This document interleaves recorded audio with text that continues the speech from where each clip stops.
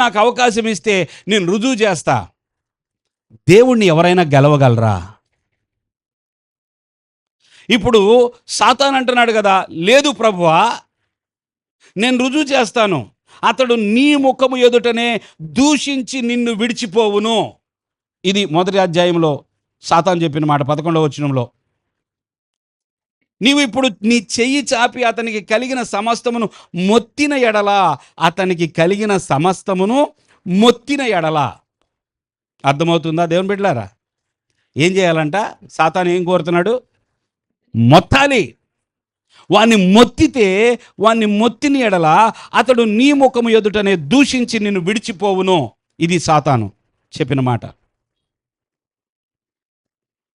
దేవుడు, ఆయనకి తెలుసు, ఆయన సర్వము ఎరిగినవాడు. దేవునికి స్తోత్రం. ఈయన సర్వజ్ఞాని, సర్వశక్తి గలవాడు.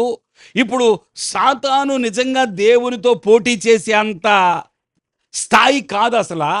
సాతాను పోటీ చేయలేడు. సాతాను ఎలా అంటున్నాడో తెలుసా? ప్రభువా, నాకు తెలుసయ్యా, యోబు అలాంటి భక్తిపడు కాదు అని అంటున్నాడు. ఇతడు అజ్ఞాని,